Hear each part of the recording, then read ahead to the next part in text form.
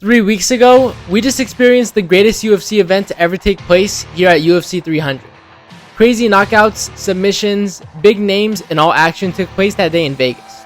However, as much as the UFC tries to make events like that every pay-per-view, some of them end up being disappointing. This event seems like one of those times.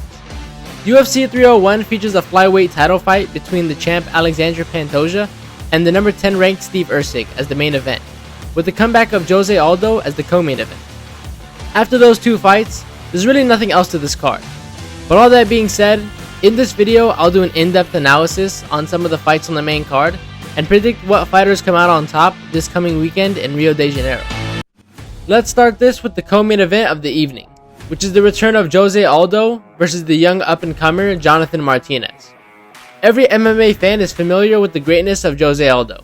He was undefeated for 10 years at one point, held the featherweight title for 5 years straight, defended it 10 times, and completely dominated during his featherweight reign. The former pound-for-pound king has had an historic UFC career, beating high-level guys like the Korean Zombie, Frankie Edgar, and Uriah Faber. He had hiccups in his career against Conor McGregor and Max Holloway, but now he's completely reinvented his body and moved down to bantamweight. What he's very good at inside the cage is his striking, being one of the best strikers the UFC's ever seen. He has very powerful strikes, whether it's from his punches or from his kicks. His fight IQ is very good as well, knowing when to throw certain strikes. But he's going against a dangerous up-and-comer in Jonathan Martinez. Martinez is on a 6-fight win streak, including knockout wins against Cub Swanson and Adrian Yanez. The 13th ranked bantamweight is a very skilled striker, using his legs as his major weapon.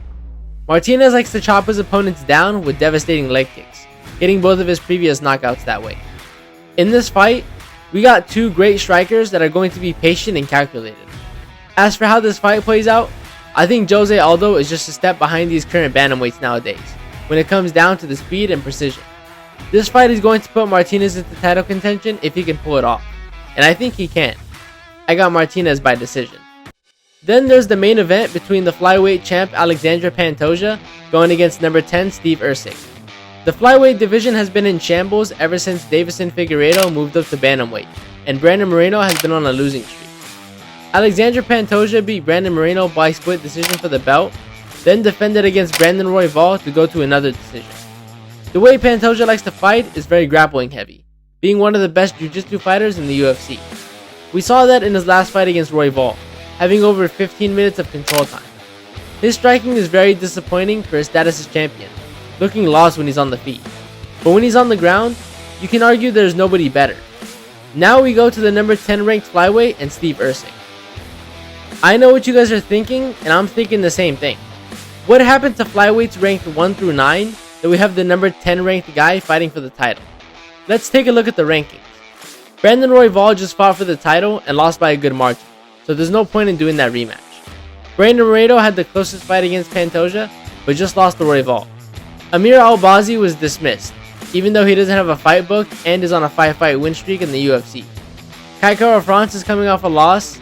Mateus Nicolau and Alex Perez are fighting today. Muhammad Mokaev got screwed because he hasn't fought in a year. Manel Kopp can't make 125, and Tim Elliott isn't as exciting. Steve Erceg should not be fighting for this belt, but that doesn't mean he can't beat Pantoja.